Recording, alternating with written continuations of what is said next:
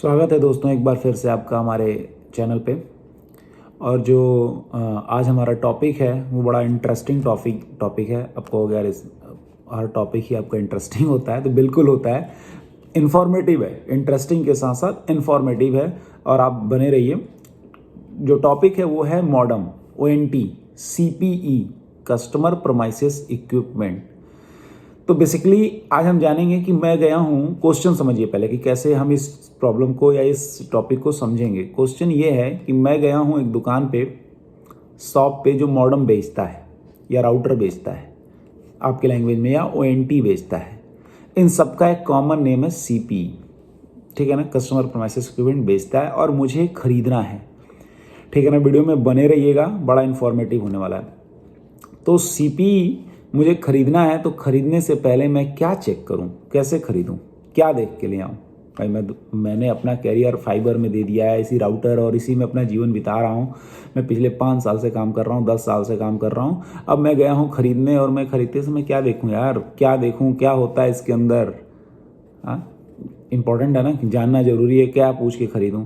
हाँ, स्पीड कितना आता, बस यही पूछे और चले आए? नहीं, तो मुझे क्वेश्चन जानना होगा और इसको पूछने से पहले और ख़रीदने से पहले मुझे उसका इन्फॉर्मेशन कलेक्ट करना होगा कि मुझे कोई भी कंपनी का राउटर या मॉडम या ONT या ONU खरीदना है तो कैसे खरीदें। तो आइए वीडियो को स्टार्ट करते हैं। जो CPE है, customer premises equipment, customer premises equipment का मतलब क्या होता है? पहले ये फुल फॉर्म तो सब बता देंगे यार। CPE मतलब कस्टमर प्रीमाइसेस इक्विपमेंट, हर जगह लिखा होता है। तो क्या मेरे घर में रखा हुआ फ्रिज भी CPE है, कस्टमर प्रीमाइसेस इक्विपमेंट है? टीवी भी क्या कस्टमर प्रीमाइसेस इक्विपमेंट है? तो नहीं। CPE की जो बेसिक डिफिनीशन है वो है कि वो डिवाइस जो कम्युनिकेशन का मीडियम हो और फिक्स हो, मतलब फिक्स हो, कम्युनिकेशन का मीडियम हो और फिक्स हो। जिससे क्या डिसाइड होता है? ऐसा कौन सा डिवाइस है हमारे यहाँ? टेलीफोन है। सबसे पहला CPE टेलीफोन था, लैंडलाइन फोन जो ग्राहम बेल ने बनाया था, वो हमारा CPE है। मॉडम हमारा CPE है, ONT हमारा CPE है, ONU हमारा CPE है, टीवी का सेटअप बॉक्स CPE है। बट हमारा टीवी और फ्रिज नहीं है। तो पहले तो ये जानना बड़ा इंपॉर्टेंट था, ठीक है ना। CPE हम इसे कहते हैं। अब मैं CPE लेने गया हूँ शॉप पे और मुझे उसकी टेस्टिंग करनी है। मुझे उसके टेस्टिंग के बारे में जानना है कि यार ये CPE जो मैं परचेज कर रहा हूँ क्या ये सच में बेस्ट है? तो मुझे पहले खुद पता होगा, तब मैं ये आइडेंटिफाई करूँगा। तो CPE की टेस्टिंग कैसे करेंगे? मॉडम की। अब CPE का मतलब आपका है ONU या ONT, ठीक है ना, कंफ्यूज मत होइएगा। CPE का ये अंदर आता है पार्ट। तो CPE की टेस्टिंग में सबसे पहला जो पॉइंट है वो है, मतलब हम कुछ पॉइंट्स को कवर करेंगे इसमें। तो सबसे पहला है कि मैं कंटिन्यूटी चेक करूंगा, CPE का सेशन कंटिन्यूटी। आप देखते हो ना, आप लोग इंटरनेट से जुड़े होगे तो जरूर समझते होगे कि किसी भी इंटरनेट का सेशन बनता है कि डेटा कितने से कितने घंटे तक के बीच में कितना यूज हुआ, कितने से कितने घंटे के बीच में कितना डेटा यूज किया, तो डेटा यूज हुआ। तो वो जो यूजेस बताता है ना, वो सेशन बताता है। और किसी भी राउटर ONU को खरीदते समय सबसे पहला टेस्टिंग होता है कि उसका मैं सेशन चेक करूं कि उसका सेशन कितना लॉन्ग है। अगर सेशन लंबा है तो वो ONU या ONT बहुत बेटर है। अगर सेशन छोटा बन रहा है, मतलब मिड छोटे छोटे सेशन में वो ब्रेक हो जा रहा है, तो उस ONU या ONT की क्वालिटी अच्छी नहीं है, पहला चीज़। अब आता है कि यार ये सेशन किस पे डिपेंड करता है? तो सेशन डिपेंड करता है 2 चीज़ों पे, हार्डवेयर और सॉफ्टवेयर। कोई भी ONU जब आप खरीदेंगे ONT तो उसमें हार्डवेयर होगा और उसके अंदर एक सॉफ्टवेयर होगा। हार्डवेयर मतलब फिजिकली जो देखने ताकने में जो उसमें मटेरियल यूज हो रहा है वो है, और सॉफ्टवेयर जो उसमें कोई सॉफ्टवेयर इंटीग्रेट किया गया है वो है। अब आता है कि हार्डवेयर में दिक्कत क्या आ सकती है? तो दिक्कत आ सकती है वाईफाई के चिप में, कैपेसिटर जो लगा होता है, जो लैन का चिप लगा होता है उसमें कैपेसिटर लगा होता है, उसके चिप में वो अगर क्वालिटी अच्छी नहीं होगी तो सेशन कंटिन्यूटी में दिक्कत आएगी, सेशन बार बार ब्रेक होगा, ठीक है ना। इसके अलावा और सेशन ब्रेक के हमारे पास क्या पॉइंट है? तो ऑप्टिकल पावर, क्योंकि मॉडम हमारा ऑप्टिकल पावर से चलता है, ONU और ONT, और अगर ऑप्टिकल पावर में भी वेरिएशन हो रहा है तो सेशन ब्रेक होगा। तो बेसिकली ये 3 पॉइंट हम कवर करेंगे कंटिन्यूटी में, सेशन की कंटिन्यूटी में। क्या क्या पॉइंट है? हार्डवेयर, अगर या तो ये खराब हो सकता है, दूसरा हमारा सॉफ्टवेयर, और तीसरा ऑप्टिकल पावर। तो ऑप्टिकल पावर में अगर अप डाउन हुआ, इन रेंज नहीं है, आउट ऑफ रेंज जा रहा है, तो ऑप्टिकल पावर में भी दिक्कत की वजह से सेशन की कंटिन्यूटी लंबा नहीं रहता है, शॉर्ट कंटिन्यूटी बनता है, जो कि हमारे मॉडम के लिए या ONU ONT के लिए बेटर नहीं है। सॉफ्टवेयर में क्या दिक्कत आएगा? सॉफ्टवेयर में हर ONU के अंदर एक फर्मवेयर, चाहे लॉक हो चाहे अनलॉक हो, या आपके लैंग्वेज में टैग हो या अनटैग हो, उसके अंदर एक सॉफ्टवेयर इंटीग्रेटेड होता है। उस सॉफ्टवेयर या तो टाइम टू टाइम अपग्रेड हो जाए या तो उसे हम मैनुअली अपग्रेड करें, ठीक है ना।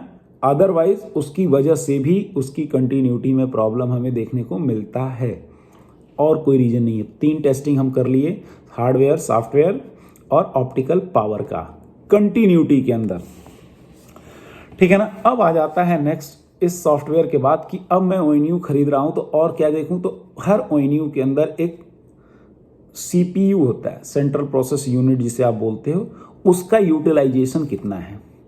अगर 80 से 90% वो यूटिलाइजेशन कर रहा है CPU का, तो वो मॉडम या ONU या ONT बेस्ट है। अगर वो 80 से 90% नहीं कर रहा है तो वो बेस्ट नहीं है। कैसे चेक करेंगे वो आपको आई थिंक आइडिया होगा। उस मॉडम के अंदर जाके CPU यूटिलाइजेशन चेक कर सकते हैं, या सिस्टम पे जाके चेक कर सकते हैं, या अपने जैसे लैपटॉप के अंदर देखते हैं ना कि CPU का यूटिलाइजेशन क्या चल रहा है, वैसे उसमें भी फॉर्मवेयर के अंदर लॉगिन करके देख सकते हैं। अगर आपका ONU अनलॉक है तो, अगर लॉक है तो आप जिस कंपनी से लिए होंगे वो चेक करके आपको बता सकता है कि इसका CPU यूटिलाइजेशन क्या है। CPU यूटिलाइजेशन के बाद उसमें आता है कुछ, अब ये तो हमने चेक कर लिया। अब दूसरा है उसमें रैम कितना है। जैसे हमारा फ़ोन का रैम होता है ना, कि इसके अंदर कोई मेमोरी कार्ड रैम है, रैम का मतलब मेमोरी होता है, तो हम फ़ोन लेते हैं 2 GB का, 4 GB का, तो ONU के अंदर भी रैम होता है। और हमारा रैम जो होता है ONU का या तो 32 MB का होता है या 64 MB का होता है। दोनों में बेस्ट है, जो लेना चाहते हैं आप ले सकते हैं, ठीक है ना। तो हमने फिर मेमोरी की जगह हमें मेमोरी लेना होता है। मेमोरी के बाद अब हमें उसकी सर्विसेज चेक करनी होती है कि उसमें कौन कौन से सर्विसेज हैं। तो हमारे मॉडम के अंदर जो सर्विसेज अवेलेबल हैं, जैसे आपको बेसिक है AI का, आर्टिफिशियल इंटेलिजेंस आजकल ऐड हो रहा है, जिसे TR069 के नाम से जानते हैं, जिससे कि हम मॉनिटरिंग कर सकते हैं, रिमोटली एक्सेस कर सकते हैं मॉडम के। जैसे आजकल कंपनी वाले ऐप से एक्सेस कर ले रहे हैं, SSID चेंज कर देना, वाईफाई का नाम चेंज कर देना, ब्लॉक कर देना यूज़र को, मैक फिल्टरिंग कर देना, ये सब सर्विसेज उसमें एडिशनल ऐड होते हैं। अब कहोगे यार ये सर्विसेज मैं अपने ONU में ऐड करना चाहूँ तो बिल्कुल कर सकते हो। आप नॉर्मल दुकान से जो खरीद के ला रहे हो उसमें भी ऐड कर सकते हो, क्योंकि जो हमारा ONU है उसके अंदर ऑपरेटिंग सिस्टम होता है। जैसे फ़ोन है ना, आपका फ़ोन के अंदर क्या है, एंड्रॉयड है। अगर नॉर्मल फ़ोन है तो मतलब एंड्रॉयड फ़ोन होता है, तो एंड्रॉयड क्या ऑपरेटिंग सिस्टम है। अगर मैं बात करूं आईफोन का तो उसमें iOS है, मतलब ऑपरेटिंग सिस्टम। तो वैसे ही लैपटॉप के अंदर विंडो है। तो सेम टू सेम अगर मैं ONU खरीदता हूं तो ONU के अंदर भी एक सॉफ्टवेयर होता है जिसका नाम है ल्यूनिक्स, ठीक है ना। ल्यूनिक्स सॉफ्टवेयर उसके अंदर होता है। और अब क्वेश्चन आता है यार ल्यूनिक्स क्यों होता है, विंडो क्यों नहीं है, एंड्रॉयड क्यों नहीं है। ल्यूनिक्स इसलिए होता है कि ल्यूनिक्स को ओपन होता है।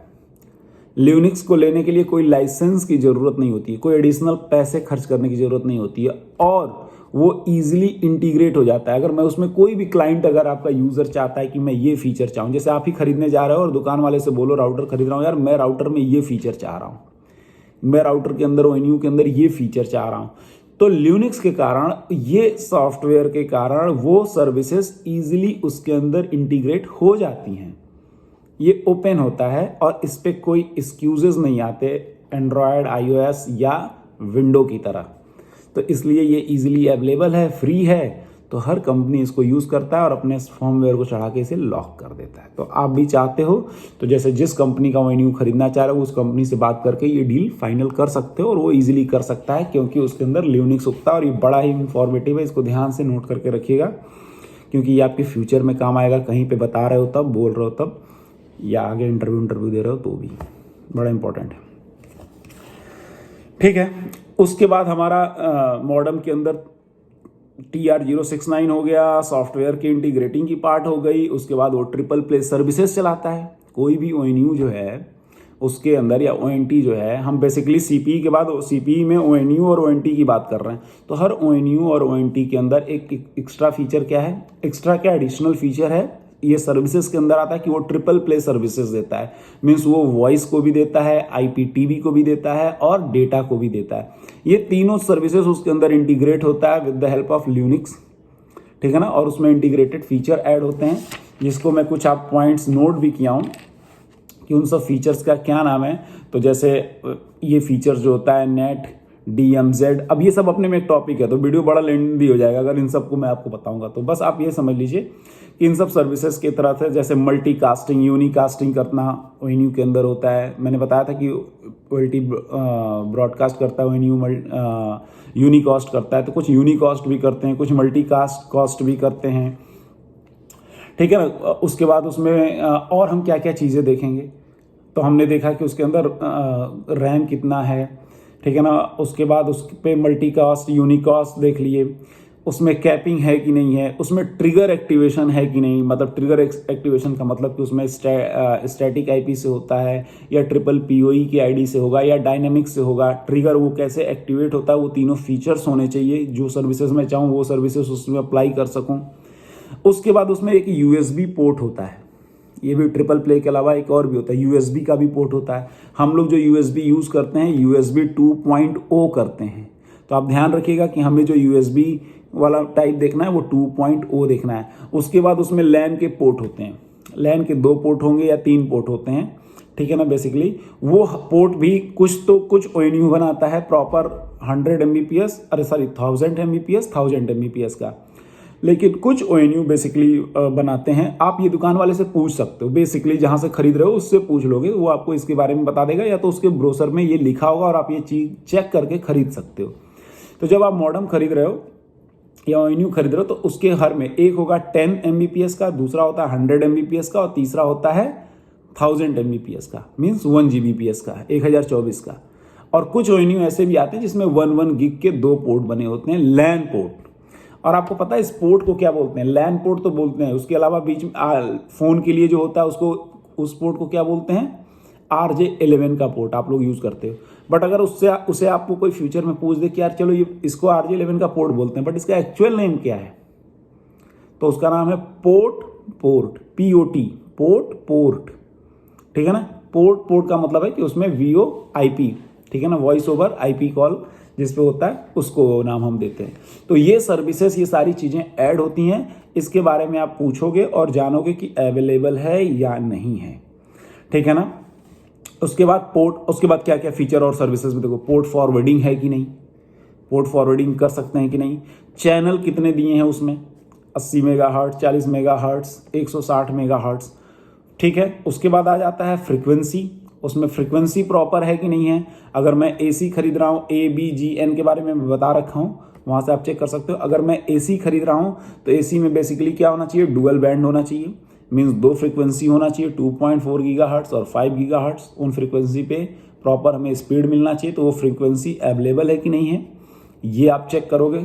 उस फ्रीक्वेंसी में चैनल चेक करोगे, तो ये बेसिक जो है चीज़ें चेक करोगे। और अगर ये नहीं है तो वो कंपनी अपने राउटर या ONU या मॉडेम के अंदर या ONT के अंदर ये चीज़ें इंटीग्रेट करके आपको देगा जो आप डिमांड करोगे, ठीक है ना।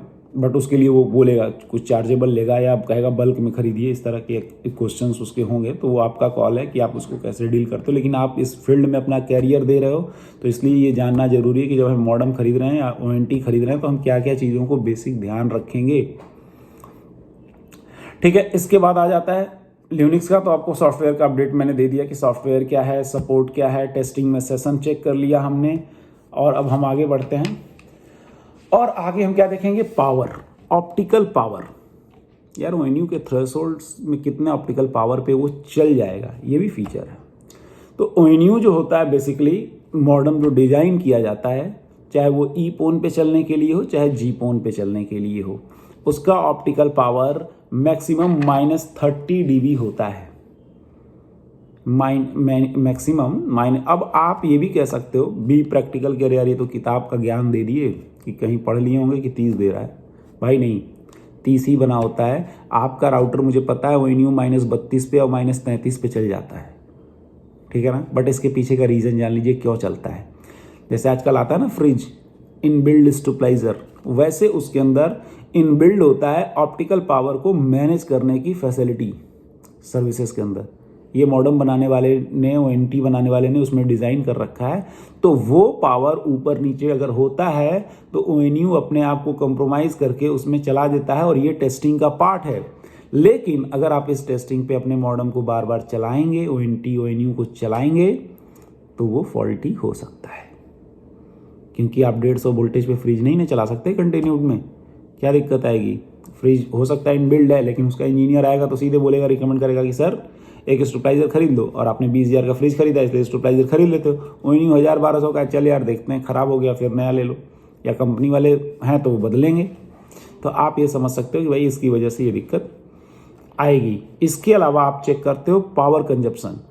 तो ओएनयू को चलने के लिए जो इलेक्ट्रिक पावर चाहिए, ऑप्टिकल पावर के अलावा इलेक्ट्रिक पावर भी तो चाहिए, क्योंकि वो एक्टिव डिवाइस है।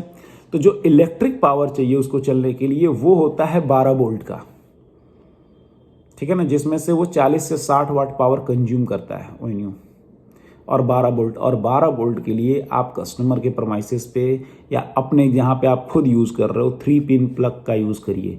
3 पिन प्लग जो है हमेशा 12 वोल्ट देता है। तो खरीदते समय आप ये भी चेक कर लो कि उसका एडाप्टर 12 वोल्ट का है या नहीं है। 3 पिन प्लग वाले बोर्ड में ही लगाएंगे, भले ही ओएनयू का जो एडाप्टर है वो 2 पिन क्यों ना है, ठीक है ना। और उस वोल्टेज में भी उसके अंदर ये फीचर दिया जाता है कि अगर थोड़ा डिसबैलेंस जैसे 12 से 14 वोल्ट हो जाए या 12 से 6 वोल्ट हो जाए तो भी ओएनयू अपने आप को मैनेज करता है। लेकिन इस केस में वो मिसबिहेव वाला प्रॉब्लम या फ्रिक्वेंटली डिस्कनेक्शन वाला प्रॉब्लम प्रॉपर बना रहता है, और ये प्रॉब्लम आपको आइडेंटिफाई करने में भी चैलेंज आता है, ठीक है ना। तो सीपी में आप समझ रहे हो, जितना मैं बताते जा रहा हूँ कि मॉडेम या राउटर आप खरीदने जा रहे हो, और खरीदते समय दुकान वाले से क्या बात करना है, क्या पूछना है, कैसे जानना है, ठीक है ना। फिर आप उसका वॉइस ओवर आईपी कॉल जो होता है वीओआईपी कॉल का पोर्ट चेक करोगे, और उसको मैंने बता दिया कौन पोर्ट है। उसके अंदर ये सर्विसेज इंटीग्रेटेड होता है, जिसकी वजह से वो क्या करता है, वॉइस को डेटा सिग्नल में कन्वर्ट करके पैकेट के फॉर्म में यूज़र को भेजता है। ये चीज़ फीचर ओएनयू के अंदर लगा होता है। तो टेस्टिंग करते समय आपके पास अगर पोर्ट अवेलेबल है तो आप ओके कर सकते हो कि हाँ पोर्ट है तो ये फीचर होगा। लेकिन एक बार उससे पूछ लोगे या कहीं कहोगे कि डिस्क्रिप्शन में लिखा है तो मुझे पढ़ा दे भाई, क्योंकि हो सकता है कि वो डमी पोर्ट बना के आपको भेज दे। जब आप यूज़ करने आओ ऑफिस में या घर पे लगाओ तो उस पोर्ट को इंसर्ट कर रहे हो, उसमें कुछ है ही नहीं। मॉडर्न तो सस्ता मिल गया है लेकिन उस पोर्ट में है ही नहीं, डमी है, उसमें पोर्ट बना के बाहर अंदर मटेरियल डाला ही नहीं, हार्डवेयर उसका। तो वो सर्विसेज होती हैं, उसे अब चेक करवा लिया ना करा, ठीक है ना। उसके बाद आ जाता है वीओआईपी के बाद हमारा ट्रिगिंग हो गया। अब आ जाता है कि वाईफाई का जो है एसी ओएनयू हमारा लगता है। तो एसी ओएनयू में अब आता है कि स्पीड की कैपेसिटी क्या है, जो सबसे पहले आप चेक करते हो कि यार इसमें स्पीड कितना आएगा। तो अगर एसी ओएनयू है तो 1300 एमबीपीएस तक की स्पीड वो आराम से दे सकता है। और 6 वाला है या 6E वाला है तो उसमें आपका फीचर एडवांटेज और ज़्यादा बढ़ जाएगा, क्योंकि फ्रीक्वेंसी ऑब्वियसली उसमें डुअल फ्रीक्वेंसी है। और 5 वाले गीगाहर्ट्ज़ पे अगर आप कनेक्ट करते हो और चैनल सेट कर देते हो, उसके चैनल फीचर होता है अगर ऑप्शन कई सारे, तो उसके बाद आप अगर 160 चैनल मेगाहर्ट्ज़ पे आप सेट कर देते हो तो आपको प्रॉपर वहाँ से स्पीड भी मिल जाता है 1300 तक के एमबीपीएस का। तो चैनल भी हो गया आपका, और इन चैनल्स का आपका फीचर अवेलेबल है। अब आ जाता है कि 2.4 और 5 गीगाहर्ट्ज़ चैनल पे हम कस्टमर को रिकमेंड का क्या करते हैं, रेंज का रिकमेंड करते हैं कि रेंज क्या है। तो देखो यार, रेंज जो है ना वर्ल्ड वाइड प्रॉब्लम है, हर जगह है। तो आपको सिर्फ समझाना है। होता क्या है कि 2.4 गीगाहर्ट्ज़ में जो वाईफाई का चैनल निकलता है ना, मैंने बनाया है चैनल पे वीडियो, आप जाके देख सकते हो। अगर मेरे पेज पे आओगे तो उस पर एक वीडियो पड़ा हुआ है, चैनल सेटिंग या चैनल क्या रखें। तो सिंपल है कि जो 2.4 गीगाहर्ट्ज़ है उससे जो फ्रीक्वेंसी निकलती है वो एक बार में 11 फ्रीक्वेंसी 11 टाइम में निकलती है, जिसमें से कि 8 जो है ओवरलैप कर जाता है, और सिर्फ 3 ओवरलैप नहीं करता है। मीन्स 3 की सर्विसेज हमें मिल जाती है। क्या ना कि अब जैसे जंप कर रहे हो तो जब दूसरा जंप करेगा तभी से पीछे से तीसरे वाले को जगह मिलेगा ना। तो उसमें से मान लीजिए कि 11 चैनल सिग्नल निकला उसमें, ठीक है ना, 40 मेगाहर्ट्ज़ पे। तो जब उसमें से 11 चैनल निकला तो पहला निकला तो दूसरा उसी के जस्ट पीछे निकला, ओवरलैप कर गया। तब तक जब वो दोनों आगे बढ़े तब तीसरा निकला तो वो ओवरलैप नहीं किया। मैं आपको बता दे रहा हूँ एग्जैक्टली कौन कौन सा ओवरलैप नहीं करता है। पहला 1 से 11 तक है मान लीजिए चैनल का, ठीक है ना, 1 से 11, पहला, दूसरा, तीसरा, चौथा, अगर ऐसे 11 नंबर दे दें तो पहला नहीं करता है, 6 नहीं करता है और 11 नहीं करता है। ये 3 जो है चैनल के जो चैनल की फ्रीक्वेंसी है वो ओवरलैप नहीं करता, बाकी 8 के 8 ओवरलैप कर जाते हैं जो हम यूज़ नहीं कर पाते, ठीक है ना। और सेम है 5 गीगाहर्ट्ज। अब 5 गीगाहर्ट्ज में क्या एडवांटेज है कि 5 गीगाहर्ट्ज में 45 निकलता है, 45 चैनल फ्रीक्वेंसी निकलती है और उस 45 में से 24 जो है ओवरलैप नहीं करता है, बाकी सब ओवरलैप कर जाते हैं। तो उसमें हमें फ्रीक्वेंसी स्पीड प्रॉपर मिल जाता है अच्छे से, और रेंज उसमें कम होता है बट स्पीड उसमें प्रॉपर मिलता है। और इसमें क्या है कि 11 में से 3 ही आगे बढ़ता है और वो धीरे धीरे सिग्नल की, क्योंकि उसके कंपैरिजन में उसकी स्पीड कम है तो इसमें हमें रेंज मिल जाता है। बाकी रेंज क्यों ज़्यादा कम मिलता है, प्रॉपर एक 2.4 और 5 गीगाहर्ट्ज पे एक वीडियो है, वो आप जाके चेक करते हो तो आप फ्रीक्वेंसी चेक कर लोगे, चैनल की capacity, number of channel check कर लोगे कि बने हैं कि नहीं बने उसके अंदर, 40, 80, 160। उसके बाद आप ओवरलैपिंग पूछने की ज़रूरत नहीं, अगर आपको पता है तो आप सेट कर सकते हो। और एक चीज़ और मैं बता दूं कि अगर इन लॉन्ग मतलब बड़े कमरे में आप यूज़ कर रहे हो तो 2.4 को 40 मेगाहर्ट्ज़ पे सेट कर दो। अगर स्मॉल कमरा है आपका 2 BHK है तो आप उसमें 80 मेगाहर्ट्ज़ पे चलाओ, और आपका छोटा ऑफिस है तो आप 160 मेगाहर्ट्ज़ पे चलाइए, आपको चैनल से रिलेटेड कोई प्रॉब्लम नहीं होगा। और अगर सबसे बेस्ट तो है कि ऑटो मोड पर चलाइए। लेकिन अगर आपको लगता है कि चैनल के कारण कुछ मेरा डिस्कनेक्शन का या रेंज का या स्पीड में प्रॉब्लम आ रही है तो आप चैनल सेट कर सकते हो, ठीक है। ये सारे फीचर्स आपको हो गए। अब आ जाता है कि GPON का लिंक जानेंगे। तो जो डाउनलोडिंग GPON पे जो सिग्नल उसे रिसीव होता है वो 1490 पे होता है। आप खरीदते समय देख लोगे कि मैं जो मॉडेम खरीद रहा हूँ वो 1490 पे रिसीविंग है कि नहीं, और 1310 पे TX पावर उसका है कि नहीं, क्योंकि ये ITU स्टैंडर्ड है। और हम ये GPON की लिंक को भी चेक करेंगे और उसका रेट भी देखेंगे कि ये स्पीड की कैपेसिटी को बियर कर रहा है कि नहीं कर रहा है, क्योंकि मेरे प्लान में कितना MBPS की स्पीड है वो मुझे जानना जरूरी है, ठीक है ना। उसके बाद आ जाता है ONU के अंदर SFP होता है। SFP क्या होता है, एक ब्लू कलर का, एक ग्रीन कलर का। तो बेसिकली अगर हमें ब्लू वाला मिल जाए तो ज़्यादा बेटर है। तो दुकान पे खरीदते समय आप ये भी बात बोल सकते हो कि यार ब्लू वाला दे दो, मैं तो ब्लू यूज़ करूँगा, थोड़ा उसमें लॉस एज कंपेयर ग्रीन कम होता है और कोई रीज़न नहीं है, बाकी सब बेस्ट है। तो आप कनेक्टर भी चेक कर लेना कि यार मैं कनेक्टर कौन सा लूँ, और अगर आपको ऑप्शन मिले तो ब्लू वाला ले लेना। अगर नहीं ऑप्शन मिल रहा है तो फिर ग्रीन ले सकते हो, लेकिन आप लेते समय पैसे डाल रहे हो तो दुकान वाले से डिमांड कर सकते हो यार ब्लू वाला दे दे मुझे, और मैं वही लगाऊंगा।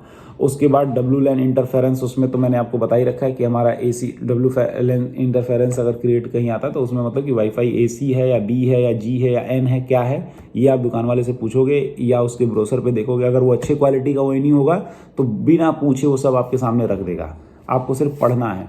और अगर नहीं होगा तो कुछ नहीं लिखा रहेगा, ONU रख देगा सामने। अब जो पूछोगे वो बताएगा, वो भी कह देगा भाई ये नहीं होता, ये होता है, ये अच्छा होता है, लेके जाओ बस। लेकिन आपको अगर पता होगा तो आप क्वेरी करोगे, 2-4 दुकान पे जाओगे, उनसे पूछोगे तो जरूर जो जानकार होगा और अच्छे क्वालिटी का जो ONU रख रहा होगा वो आपके सामने वो ONU रख देगा। लेकिन आपको पता ही नहीं है तो फिर तो आप तो कुछ भी लेके आ रहे हो यार, झुंड में जा रहे हो, ले आ रहे हैं हम भी यार, कहीं से भी उठा के ले आ रहे हैं ना। उसके बाद LED लाइट चेक कर लोगे कि प्रॉपर बना है कि नहीं, सारे LED लाइट एक्टिवेट हैं कि नहीं, काम कर रहे हैं कि नहीं। LED लाइट की भी इम्पोर्टेंस है। तो ये सारे फीचर चेक करने के बाद आप ONU खरीद सकते हो, ले सकते हो। और वीडियो कैसे लगा इसके लिए इस पे कमेंट करके बताइए। और अगर आप कुछ और जानना चाहते हैं तो प्लीज़ इनबॉक्स कर मतलब मैसेज कमेंट कर दीजिएगा, और मैं उसे जब देखूंगा और आपके लिए कुछ ना कुछ उस पर इंफॉर्मेटिव वीडियो में भेजते देता रहूँगा आपको। तो अब आप भूलिएगा मत कि मॉडेम खरीदने जा रहे हैं तो किन किन फीचर्स को देखेंगे और ये सब चीज़ें क्यों बनी होती है, इसका क्या एडवांटेज है। बेसिकली यही मॉडेम का। अगर आपको इसमें कुछ लगता है कि मेरे से कोई पॉइंट छूट गया है क्योंकि वीडियो लेंदी होता जा रहा है तो प्लीज़ आप कमेंट में कर दीजिएगा, मैं उसका कोई शॉर्ट वीडियो बना के डाल दूँगा ज़रूर। Thank you.